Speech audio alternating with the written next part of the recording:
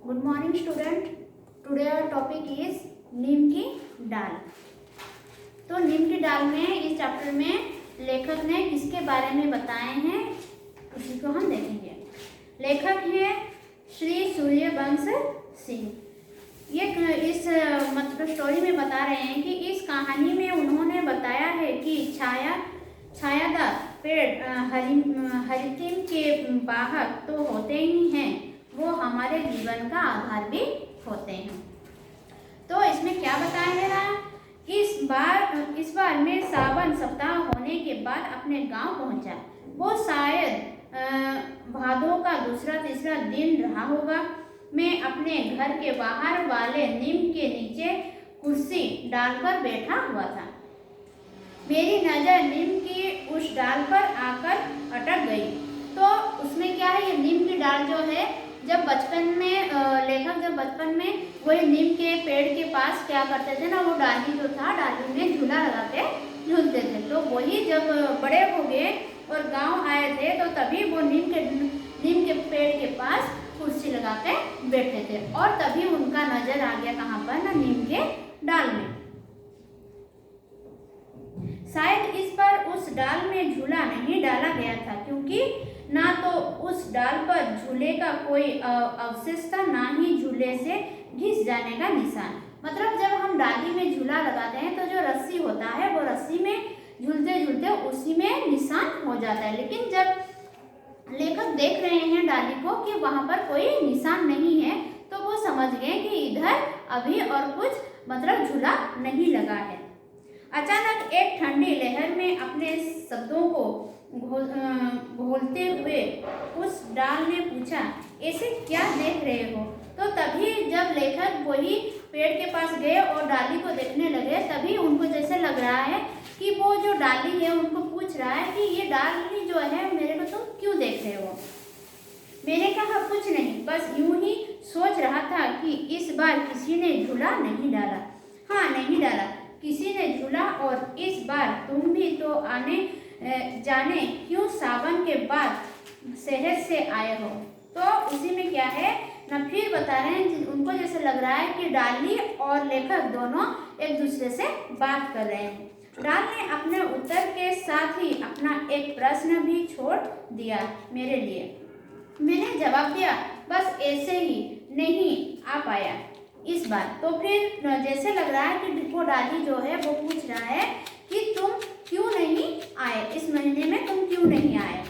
तो फिर लेखक लेकिन तुम मेरे आने या ना आने के बारे में क्यों पूछ रहे हो? डाल ने कहा। तो डाल ने लेखक को कहा कि तुम मेरे आने या ना आने में क्यों पूछ रहे हो? क्योंकि तुम मेरे बचपन के मित्र हो। तो डाली बोल रहा है क्योंकि तुम मेरे बचपन के मित्र हो। जवाब सुनकर मैं चौंका। कहा, तुम्हारा मित्र और मैं? तुम जड़ हो और मैं मनुष्य। तो फिर लेखक जो है उनको जैसे लग रहा है वो डाली बोल रहा है कि तुम मेरे मित्र हो। तो तभी क्या हुआ ना, लेखक बोल रहे हैं, वो डाली को बोल रहे हैं कि तुम कैसे मेरे मित्र हो सकते, तुम तो एक जड़ हो और मैं एक मनुष्य हूँ।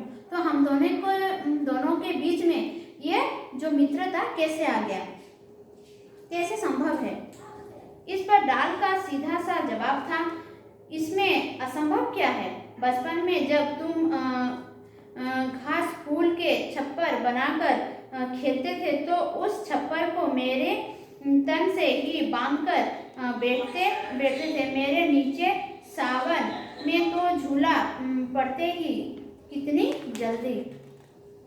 तो तभी क्या हुआ ना, जब छोटे थे, लेखक जब छोटे थे तो तभी क्या करते थे ना, वो वही डाली मतलब पेड़ के नीचे वो खेलते थे।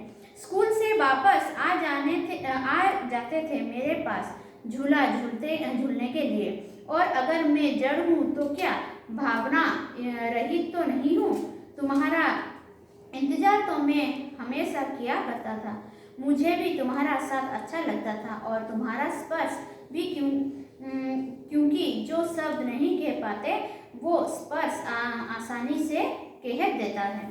मतलब क्या है ना, जब लेखक स्कूल से आते थे, छोटे थे और स्कूल से आते थे, तो तभी वो नीम का जो पेड़ है वो उनका इंतजार में रहता कि वो बच्चा कब स्कूल से आएगा और मेरे पास आएगा खेलने के लिए। मेरा विवेक मुझे बता रहा था कि नीम की वो डाल थोड़ा भावुक हो रही है। मैंने उसे सांत्वना देते हुए कहा, तुम केवल इसलिए परेशान हो कि इस बार झूला नहीं पड़ा। तो फिर लेखक क्या बोल रहे हैं कि तुम इसलिए परेशान हो कि इस बार झूला नहीं पड़ा है, और नहीं पड़ा तो अच्छा ही हुआ, क्योंकि झूला पड़ने से तो घाव हो जाता है। तो फिर वो डाली बोला है, अच्छा हुआ नहीं पड़ा, क्योंकि जब झूला पड़ता है तो क्या हो जाता है ना, घाव हो जाता है, क्योंकि वो उधर निशान हो जाता है। तो वो क्या है, उनका एक घाव के जैसा हो जाता है। तुम्हारे छाल तक छिल जाता है और तुम्हारा जो छाल है वो भी छिल जाता है। मेरे चुप होते ही डाल ने जवाब दिया, घाव तो तुम्हारे मनुष्य वंश की युवतियों को भी होता है, जब वे अपने नाक कान छिदवाती है अपने श्रृंगार के लिए। और पेड़ बोला है, जो क्या बोला है कि हाँ, तुम लोग का जो युवती है वो भी तो छाल हो जाता है। कैसे ना, उनका नाक और कान में छेद करते हैं अपने श्रृंगार के लिए, गहने पहनने के लिए। फिर हम वृक्ष वंशियों का श्रृंगार क्यों नहीं किया गया? झूला डाल के बच्चों को हमसे दूर रखकर सावन की हरियाली में हमें अकेला क्यों छोड़ दिया गया? मैंने मनुष्य को पृथ्वी का सर्वश्रेष्ठ बुद्धिमान जीव सिद्ध करते हुए तर्क दिया। आज का बचपन पहले की तरह स्वतंत्र नहीं रहा। आज का दौर प्रतियोगिता का दौर है। आज के बच्चे तुम्हारे साथ खेलकर अपना समय बर्बाद नहीं कर सकते, क्योंकि उन्हें आगे तक जाना है। उसके सामने कड़ी प्रतियोगिता है। आगे तक कितना आगे तक भेजना चाहते हैं आज के अभिभावक अपने बच्चों को? तो पहले क्या हुआ था ना, बच्चे को कुछ खेलने के लिए टाइम मिलता था, लेकिन अभी क्या होता है, उनको खेलने के लिए टाइम नहीं होता है, क्योंकि स्कूल के बाद वो बच्चे ट्यूशन जाते हैं, फिर घर में पढ़ाई करते हैं। तो क्या होता है, तो अभी कोई पेड़ के नीचे या कोई मतलब कहीं पर खेलने को बच्चे को और ज़्यादा टाइम नहीं होता है। भावुकता के साथ आवेश का भी पुट था। तेज स्वर में डाल बोली, कपि से आदि मानव तक, आदि मानव से मानव तक और मानव से आधुनिक मानव तक हमने तुम मनुष्यों का हर कदम पर साथ दिया है। मतलब पेड़ बोला है कि कपि से आदि मानव था, मतलब पहले जैसे कपि जैसे आदमी थे, फिर आदि मानव हुए, फिर आदि मानव के बाद मानव हुए, मानव के बाद अभी आधुनिक मानव हो गए। फिर भी हम लोग के साथ कौन रहता है ना, हम लोग के साथ पेड़ पौधे ये सब हम लोग के साथ ही रहते हैं। मनुष्य का हर कदम पर साथ दिया है। तुम मानव वंशियों के लिए आवास भोजन और वस्त्र सब कुछ बने हैं। हम वृक्ष वंशी। और रही बात आगे तक जाने की, तो क्या वाल्मीकि आगे नहीं गए, जिन्होंने हमारे ही एक पूर्वज की छाया में बैठकर विश्व का पहला महाकाव्य रचा? कि क्या सिद्धार्थ आगे नहीं गए? सिद्धार्थ आगे नहीं गए तो क्या हुआ कि इसके बारे में हम लोग नहीं जानते, क्योंकि पेड़ पौधे से हम लोग को क्या मिलता है ना, पेड़ पौधे से हम लोग को क्या मिला ना, उसके मतलब वहीं से हम लोग को खाना भी मिलता है, रहने के लिए घर भी मिलता है, सब हम लोग वही पेड़ पौधे से ही हम लोग को मिलता है। फिर भी क्या होता है ना, मनुष्य आगे ही आगे बढ़ने के लिए कोशिश करता है। क्या सिद्धार्थ आगे नहीं बढ़ा है? वंशज के तले तपस्या करते ज्ञान की प्राप्ति की और बुद्ध बने। क्या इनसे आगे वो बच्चे जाएंगे जो प्राकृतिक साथियों से दूर रखे जाते हैं और जिनकी जीवन चर्चा कंप्यूटर, टीवी और मोबाइल में ही उलझा दी जाती है? तो अब पहले क्या होता था, बच्चे जाके खेलते थे, क्रिकेट फुटबॉल ये सब खेलते थे, लेकिन अभी बच्चे क्या कर रहे हैं ना, कंप्यूटर, टीवी और मोबाइल में ही लगे रहते हैं। मेरे पास अब सीमित तर्क ही बचे थे, फिर भी मैं अपनी हार को डालते हुए बोला, लेकिन आज का विकास स्तर तो तुम महसूस कर ही रही होगी। इस बार डाल ने व्यंग करते हुए जवाब दिया, हाँ क्यों नहीं, हम वृक्षों से अधिक कौन महसूस कर सकता है? मनुष्य का विकास स्तर, क्योंकि तुम्हारा हर विकास पथ हम वृक्ष की लाशों पर से ही होकर गुजरता है। कभी भवनों के निर्माण में, कभी मार्गों के चौड़ीकरण में, तुम्हारे विकास में हमारा विनाश होता है।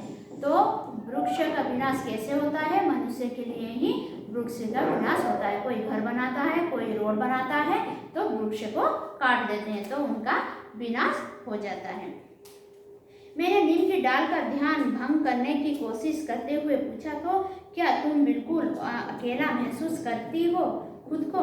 डाल ने कहा, नहीं, क्योंकि मेरे वफादार दोस्त बेजुबान पक्षी अब भी मेरे साथ रहते हैं। वो हर शाम मेरे वंशजों की खबर देते हैं मुझे। अब शाम ढलने लगी थी और उस डाल के वे सच्चे साथी वापस आ रहे थे, चींची करते हुए, लेकिन उनमें से कुछ एकदम शांत थे। उनकी आंखें डबडबाई थी। मेरा अंदाजा था कि शायद वे उस डाल को खबर देना चाहते थे कि वे आज फिर उसके वंशजों को बेदर्दी से कटता हुआ देखकर आ रहे थे और उन्हें विकास के नाम पर कटवा रहे थे। आज के प्रगतिशील और शिक्षित मनुष्य। इस बार मेरा अंदाजा सही था, क्योंकि उस डाल ने सुबकते हुए उन परिंदों से कहा, जिस दिन पास वाले घर का विस्तार होगा उस दिन तुम सब बेघर हो जाओगे, क्योंकि मैं काट दी जाऊंगी। अब मुझ में उस डाल की ओर देख पाने का साहस ना था। मेरा सिर शर्म से झुक गया था। तो फिर क्या हुआ? वो लेखक का शर्म से झुक गया था। मतलब क्यों? क्योंकि मनुष्य ही सबसे वो अपने फ्यूचर के लिए और अपनों के लिए वो वृक्ष को विनाश कर रहे हैं, और उनके लिए वो लेखक का भी सिर झुक गया वो पेड़ के लिए।